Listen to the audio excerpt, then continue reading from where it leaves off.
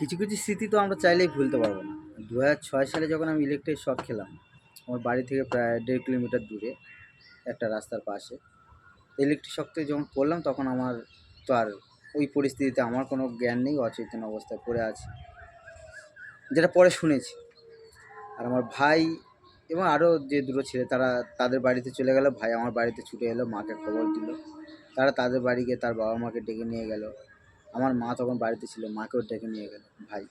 এবার মা গিয়ে কী করবে না করবে ভেবেই পাচ্ছে না, কিন্তু ওর মতো অবস্থায় সবাই সহযোগিতা করেছিল, করে হসপিটালে পাঠানোর একটা ব্যবস্থা করেছিল। তা যখন গ্রামীণ হসপিটালে পাঠালো, আমাদের জামতলা যে রুরাল হসপিটাল, যেটা এখন অন্য একটু নাম হয়েছে, জয়নগর গ্রামীণ হাসপাতাল হয়েছে নামকরণ।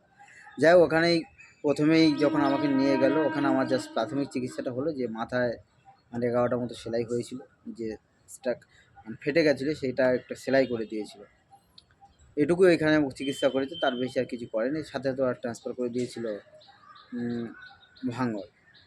ভাঙড়ে যখন ট্রান্সফার করে দিল, তা সেখান থেকেই আমার মা যথারীতি, মানে মায়ের কাছে যা গয়না ছিল, এবং আমার গ্রামের বলতে আমার আমার মায়ের কাকার ছেলে, মানে আমার মামা যখন খবর এখানে সাথে একটা তার পিসির বাড়িতে ছিল, সেও খবর পেয়ে ছুটে গেছে।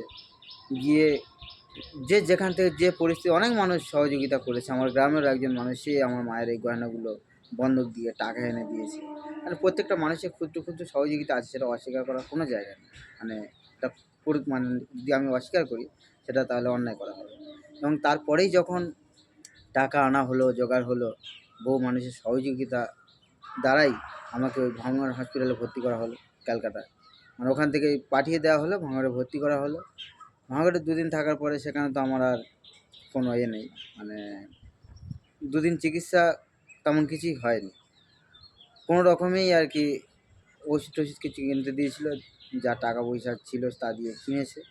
তারপরের দিনে ভাঙড়তে ট্রান্সফার করে দিয়েছিল ক্যালকাটা চিত্তরঞ্জন মেডিকেল। ক্যালকাটা চিত্তরঞ্জন মেডিকেলে যখন আমাকে ট্রান্সফার করে দিল, তখন আমার মামা বা আত্মীয় পরিজন যারা, ওই দিনে আমি যখন হাওড়ে ভর্তি হলাম, তখন ওরা সবাই এখানে চলে এসেছিলো।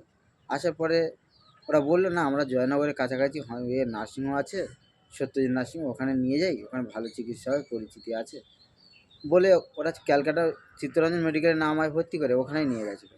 এবং ওখানে গিয়ে যখন ডাক্তারবাবু বলছে, তার ডাক্তারবাবু বলছে যে, মানে যিনি হসপিটালে তখন মানে দায়িত্বে আছেন, বলছে যে 2 লাখ টাকা জমা করো, তারপরে চিকিৎসা হবে। তা নাহলে আমার বাবা ভ্যান চালিয়েই আমাদেরকে মানুষ করেছে বা বড় করার চেষ্টা করেছে। আর সেই সময় ভ্যান চালিয়ে আমাদের সংসার চলে। কলকাতা থেকে ভ্যান চালিয়ে যে টাকা ইনকাম হয় আমার বাড়িতে যায়, তা দিয়ে আমাদের সংসার চলে। এবং ওই টাকা শেষ হয়ে গেলে আবার লোকের থেকে ধার করে নিয়ে এসে আমার বাবা কলকাতায় আসে ওই খরচা নিয়ে। তারপর কাজকর্ম করে ফের আবার বাড়িতে যায়, তাদের ধার দেয়, শোধ করে, আবার আমাদের চলে। এইভাবেই আমাদের মানে সংসার চলে আর কি। সেই সময় 2 লাখ টাকা কোথায়? তা তা বাবা ওই, মানে আমার এই পরিস্থিতি, বাবা মানে কী করবে তো কিছুই ভেবে পাচ্ছে না। সেই ডাক্তারবাবুদের পা হাত ধরে কান্নাকাটি করছে, দেখুন একটু যদি ভর্তি করে একটু চিকিৎসা করুন অন্তত, তারপরে কী করা যায় দেখছি, কিন্তু অন্তত একটু চিকিৎসা করুন, আপনারা একটু এ করুন। না, বিষয় হচ্ছে আমি, মানে সেদিনে আমি সব কিছু বুঝতে পারছি, ধরো মানে আমার এগুলোই আমার চোখের সামনে, মানে আমার জ্ঞানতে এই জিনিসগুলো আমি হচ্ছে, কিন্তু আমি তো কিছু করার নেই। তা আমি দেখতে পাচ্ছি, কিন্তু দেখে সেই দিনেই আমার উপলব্ধি হয়েছে, সত্যি মানে এই যে নার্সিংহোমগুলো আছে না, পুরো একদম মানে এরা শুধু মার্কেটটাই বোঝে, আর বেশি কিছু তার বাইরে কিছু বোঝে না। আর চিকিৎসাও সেরকমই। তা সেজন্য আমার নার্সিং সম্বন্ধে ধারণা খুব মানে ভালো কিছু নয়।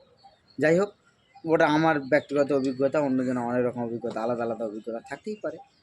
তারপরে যখন আমি ওই ওখানে আর বেশি দেরি না করে ওরা যখন করলো না, তখন আমার বাবা বা আমার আত্মীয় পরিজন যারা ছিল সবাই মিলে বললো, না যেখানে করেছে ডাক্তার রেকমেন্ড করেছে চিত্তরঞ্জন নার্সিংহোম, তো ওখানেই নিয়ে যাই। তারপর ক্যালকাটা চিত্তরঞ্জন নার্সিংহোম, তারপর ওখান থেকে জয়নগর থেকে আবার নিয়ে গেল, নিয়ে যাবো। ওখানে ভর্তি হওয়ার পরে 3 দিন থাকলাম। 3 দিন পরে আমার এই ডান হাতটি বাদ দিতে হলো, আর বাঁ হাতটি তখন আমি তুলতেই পারতাম না, এভাবে একদমই পড়ে থাকতো।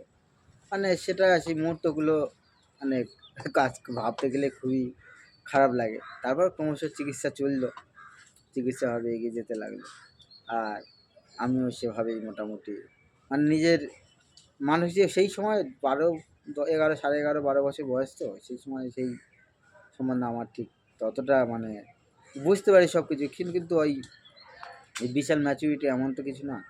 আর তেমন কিছু না, একটা হাত গেছে তখন কিছু মনেই হয় না, যাক একটা হাত গেছে কী যায় আসে। কিন্তু সেটা আজও তেমন কিছু মনে হয় না খুব, কারণ আস্তে আস্তে ঠিক প্রকৃতির সাথে মানিয়ে নিয়েছি।